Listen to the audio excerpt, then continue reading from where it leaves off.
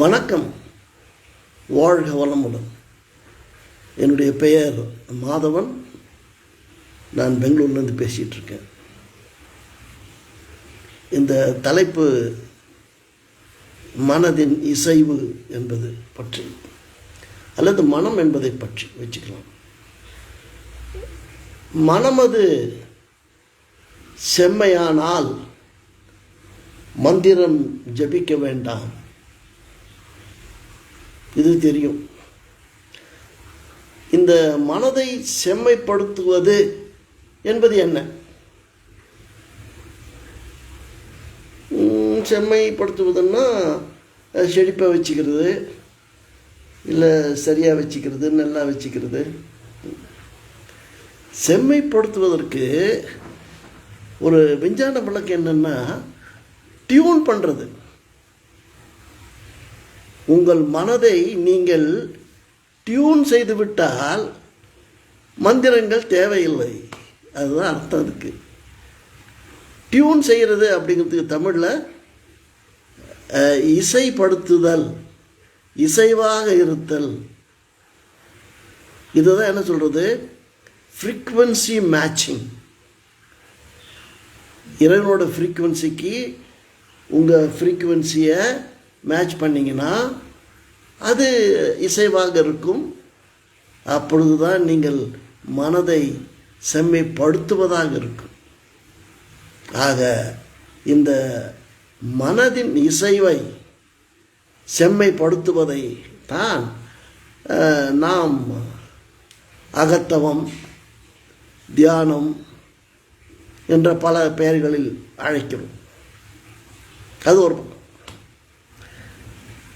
இப்போது இந்த மனம் என்கிறத பற்றி நம்ம கொஞ்ச நேரம் பேசுவோமே. ஒரு நண்பர் என்கிட்ட கேட்டார், ஐயா சில புக்கெல்லாம் படிக்கிறேன், சில சொற்பொழிவெல்லாம் கேட்குறேன், கேட்ட பிறகு அவங்க என்ன சொன்னாங்க, என்ன சொல்ல வந்தாங்க அப்படிங்கிறது எனக்கு சரியாக விளங்க மாட்டேங்குது. அது எப்போ தெரியுதுன்னா, இன்னொரு நண்பர் வந்து என்கிட்ட கேட்குறாரு, ஐயா நீங்கள் படிச்சிங்களே அதை பற்றி கொஞ்சம் சொல்லுங்கள் அப்படின்னா, நான் எதை சொல்கிறது, நல்லா எழுதியிருக்காரு, சூப்பராக எழுதியிருக்காரு, அப்படி தான் சொல்ல வரதை தவிர அவர் என்ன சொல்ல வந்தார், என்ன சொன்னார், அதை சொன்னதில் எந்த கருத்து எனக்கு ஏற்புடையதாக இருந்தது, எந்த கருத்து எனக்கு மாற்று கருத்தாக இருந்தது, அது அப்படிலாம் சொல்ல முடியலையே. ஏன்? அது உங்கள் பழக்கம். ஏன்னா நீங்கள் நினச்சி பாருங்கள், உங்கள் ஸ்கூலில் காலேஜில் படிக்கும்போது ஒரு புக்குன்னு ஒன்று கொடுப்பாங்க.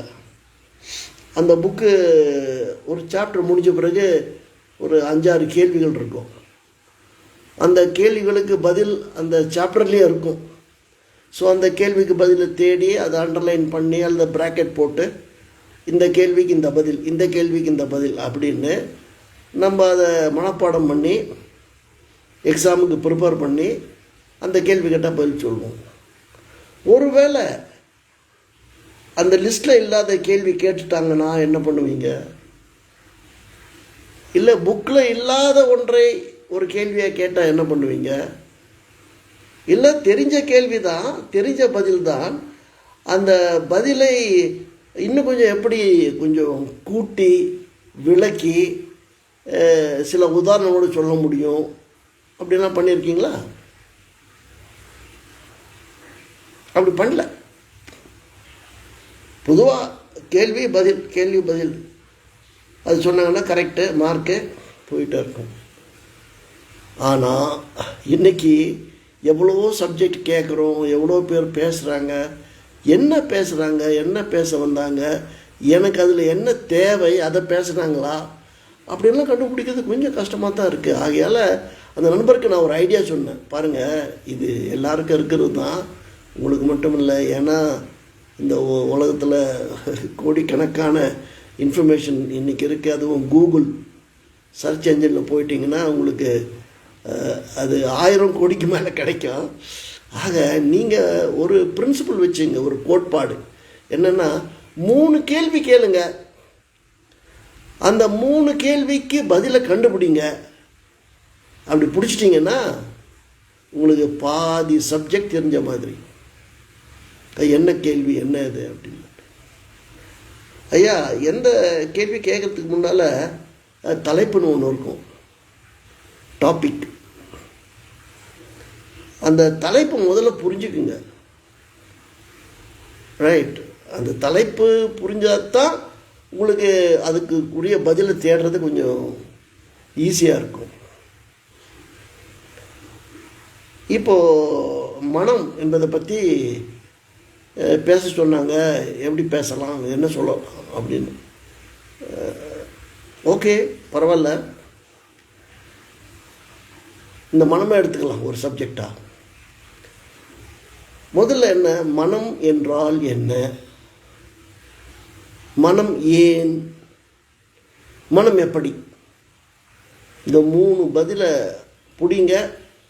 பிடிச்சிட்டிங்கன்னா உங்களுக்கு பாதி சப்ஜெக்ட் தெரிஞ்ச மாதிரி.